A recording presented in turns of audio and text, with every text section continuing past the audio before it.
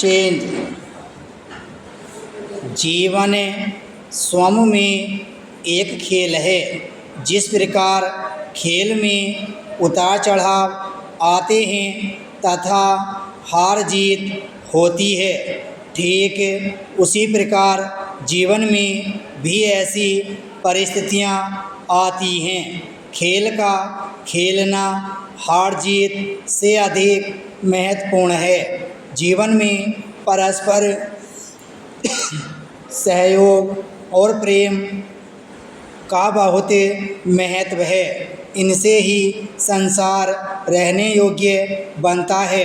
खेलकूद से परस्पर सहयोग तथा प्रेम की भावना बढ़ती है। मैच तथा खेल टीम भावना से खेले जाते हैं।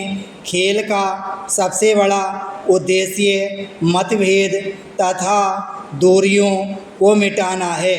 यह खेल ही है जो संपूर्ण मानव जाति को एक सूत्र में पिरोने की क्षमता रखता है।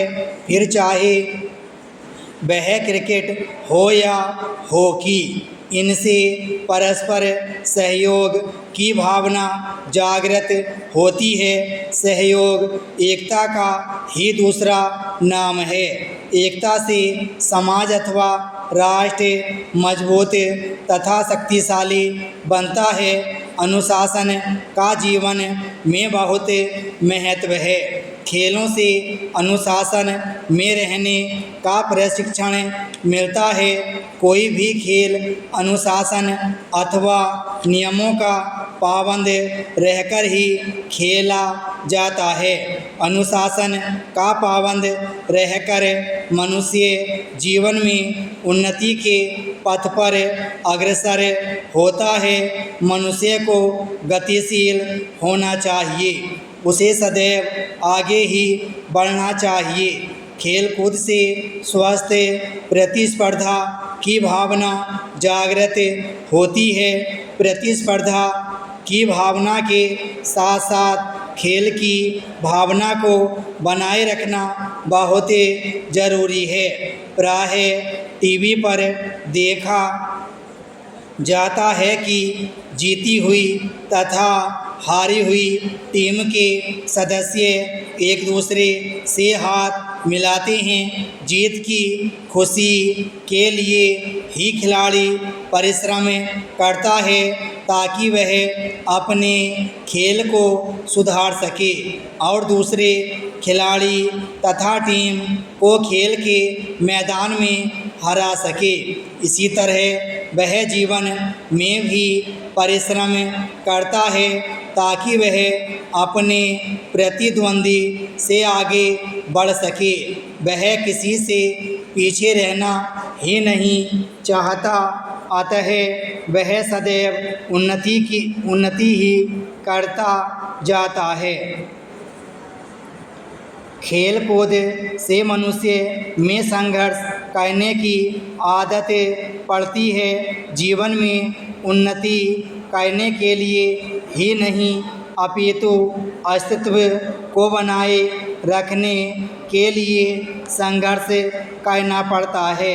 संघर्ष आदमी के अस्तित्व की गारंटी है। जहाँ जीवन है वहाँ संघर्ष है और जहाँ संघर्ष नहीं है वहाँ मृत्यु है।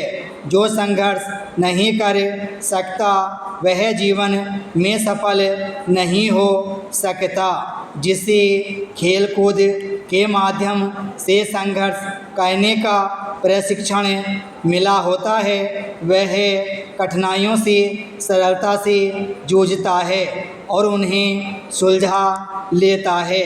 खेल को खेल की भावना से खेलने से खिलाड़ी में सहनशीलता की भावना उत्पन्न होती है। वह जीत को ही नहीं हार को भी स्वीकार करता है। इस तरह उसके कर्म करने की भावना होती है। वह फल को अधिक महत्व नहीं देता। एक बार हार जाने पर वह खेलना छोड़ देता है।